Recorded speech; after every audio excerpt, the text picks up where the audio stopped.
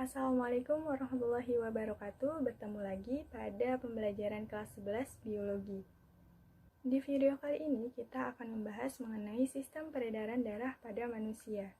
Sebelum dimulai, siapkan alat tulis, tempat duduk yang nyaman, dan juga dalam keadaan bersih. Setelah itu berdoa sejenak supaya pembelajaran kali ini dapat diterima, dipahami, dan diamalkan dalam kehidupan sehari-hari.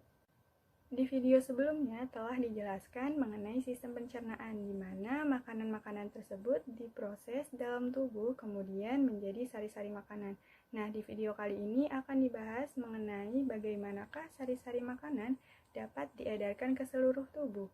Bisa dianalogikan bahwa darah sebagai medium membutuhkan wadah atau tempat supaya tidak tercampur dengan hal-hal lain, yaitu berupa saluran. Saluran di sini adalah pembuluh darah. Kemudian, bagaimana darah dapat diedarkan? Karena ada jantung sebagai pemompanya. Ada 3 tujuan dalam pembelajaran hari ini, yaitu yang pertama, siswa dapat mendeskripsikan pengertian, kemudian bagian dan fungsi organ sistem sirkulasi manusia secara tepat, kemudian mampu menjelaskan perbedaan sistem peredaran darah kecil dan juga besar, serta mengidentifikasi penggolongan darah berdasarkan sistem ABO secara tepat. Kemudian yang terakhir adalah mengaitkan pola hidup tidak sehat sebagai penyebab gangguan dari sistem peredaran darah manusia. 3 cakupan materi hari ini adalah darah, kemudian pembuluh darah, dan juga organ yang bekerja, yaitu jantung. Sistem peredaran darah pada manusia adalah suatu sistem yang memfasilitasi pertukaran zat-zat yang dibutuhkan oleh tubuh dan juga zat sisa-sisa metabolisme. Sistem ini berfungsi untuk mengedarkan oksigen dan juga sari-sari makanan ke seluruh tubuh dan juga membawa karbon dioksida menuju paru-paru. Yang pertama adalah darah. Darah adalah jaringan ikat berupa cairan yang berisi plasma darah, sel-sel darah, dan juga keping darah.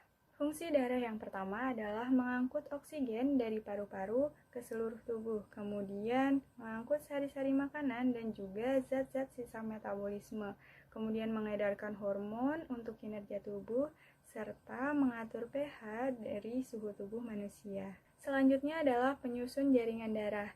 Darah disusun oleh plasma darah dan juga sel-sel darah.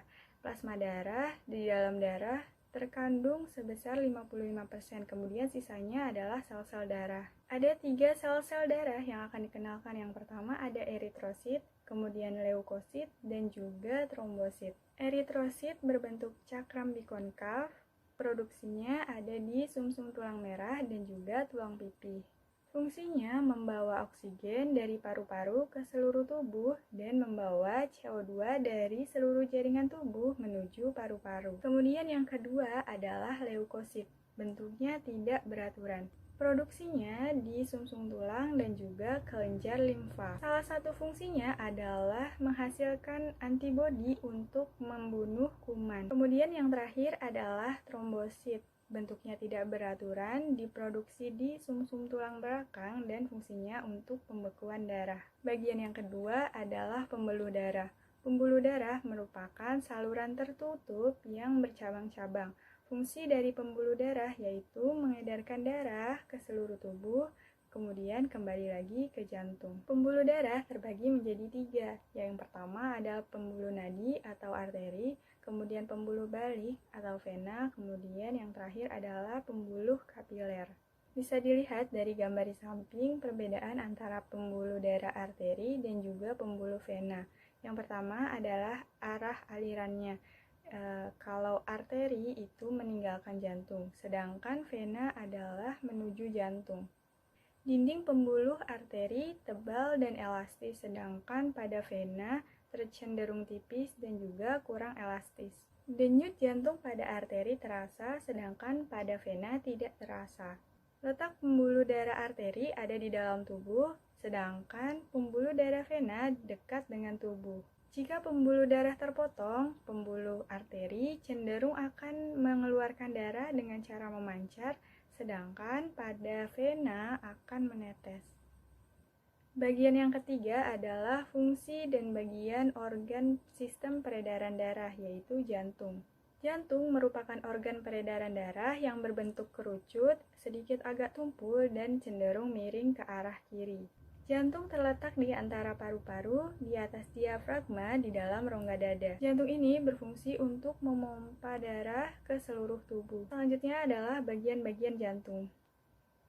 Yang pertama, bagian terluar dari jantung dibungkus oleh membran yang bernama perikardium. Dinding jantung terdiri atas 3 lapisan. Yang pertama, epikardium, miokardium, dan juga endokardium.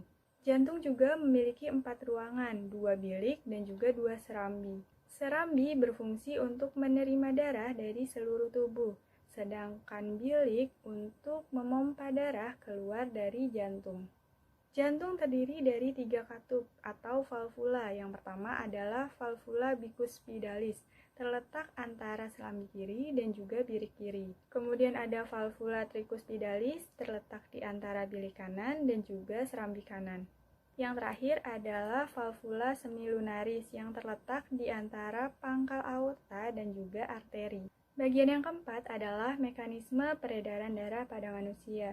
Peredaran darah pada manusia dibagi menjadi 2, ada peredaran darah besar dan juga peredaran darah kecil. Sistem peredaran darah besar dimulai dari bilik kiri, menuju aorta, menuju seluruh tubuh kecuali paru-paru, kemudian menuju vena cava dan berhenti di serambi kanan. Untuk mempermudah mengingat sistem peredaran darah besar digunakan cara berikut ini. Caranya adalah dengan singkatan. Singkatannya adalah bikirun antar turun vika lewat serambi kanan. Bikirun sebagai bilik kiri, kemudian antar sebagai aorta, turun sebagai tubuh, vika adalah vena cava lewat serambi kanan. Jadi, bikirun antar turun vika lewat serambi kanan. Yang kedua adalah sistem peredaran darah kecil. Sistem ini berawal dari bilik kanan menuju arteri pulmonaris, kemudian paru-paru, kemudian ke vena pulmonaris, dan berhenti di serambi kiri. Sama dengan yang tadi, ada singkatan untuk mempermudah dalam menghafal atau mengingat sistem peredaran darah kecil. Singkatannya adalah bilik kapal penuh, vena, lewat serambi kiri.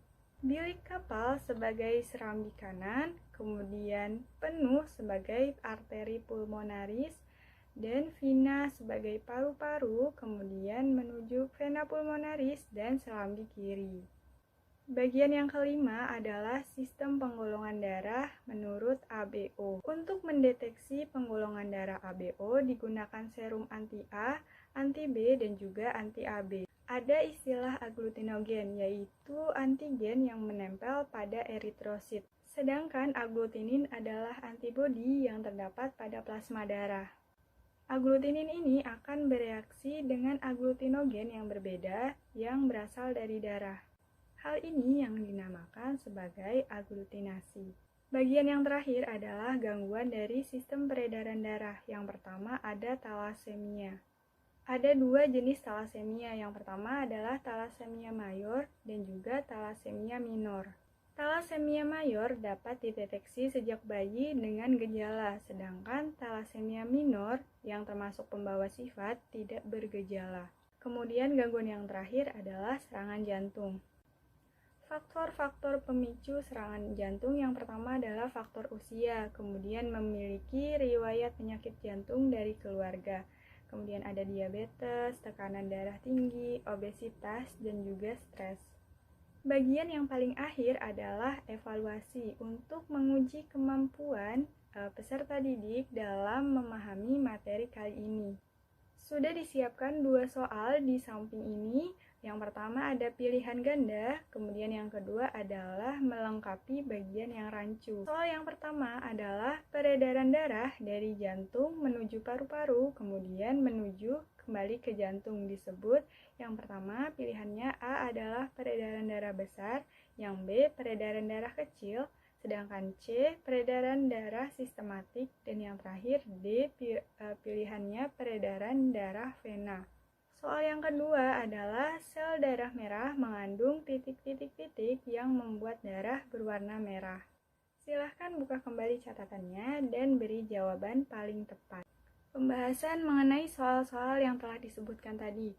Yang pertama, peredaran darah yang kembali lagi ke jantung? Jawabannya adalah peredaran darah besar, karena bisa dilihat lagi pada catatan Bikirun Antartika turun ke serambi kanan. Kemudian pembahasan nomor 2, kenapa darah berwarna merah? Karena darah mengandung yang namanya hemoglobin. Hemoglobin adalah protein yang ada di dalam darah. Fungsinya memberikan warna merah pada darah. Cukup sekian pembelajaran hari ini. Wassalamualaikum warahmatullahi wabarakatuh.